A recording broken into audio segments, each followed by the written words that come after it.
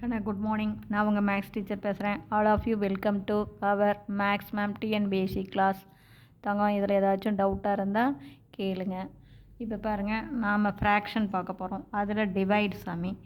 Divide அப்படிங்கும்போது ஒன்றுமே இல்லை, அது ஜஸ்ட் மல்டிபிள் மாற்றி அப்படியே நம்ம போட வேண்டியதுதான். இப்போ பாருங்கள், 3/7 டிவைட் 4. இதுக்கு கீழே 1 இருக்குதுன்னு அர்த்தம். கண்ணு ஃபஸ்ட்டு இந்த டிவைடை மல்டிபிளாக மாற்றணும். அப்போ எப்படி எழுதணும்னா 3/7 அப்படியே தான் கண்ணு இருக்கும். இது மல்டிப்ளாக மாற்றும் போது நல்லா பார்த்துக்குங்க, ஒன்றுமே கிடையாது சாமி. 3/7 அப்படியே இருக்கா. அப்புறம் 3/7 இந்த டிவைடை மல்டிப்ளாக மாற்றும் போது இது ரெசிப்ரோக்கல், தலைகீழாக மாறும். அப்போ 1/4. அப்போ தேர்ஃபோர் நம்ம என்ன இங்கே எதையுமே அடிக்க முடியாது. 3 டேபிள், இது 4 டேபிள், அப்படியே பெருக்க வேண்டியதுதான்.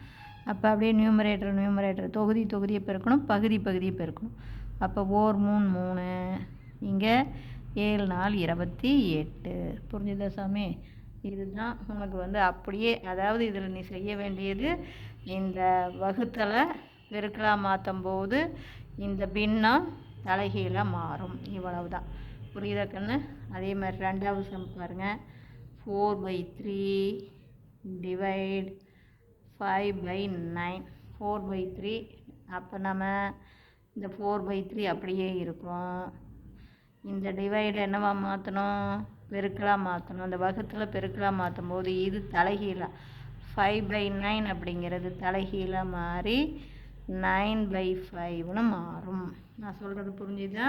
ஆனால் இதுக்கு என்ன மீனிங்னா 4/3 டிவைடட் 5/9 அர்த்தம்.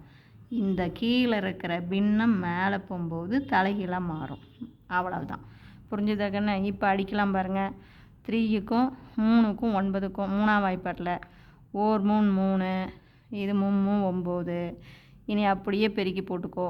4 12/4 5 5. புரிஞ்சுதா சாமி? Wish you all the best. Thank you. நல்லா ப்ரிப்பேர் பண்ணுங்கள்.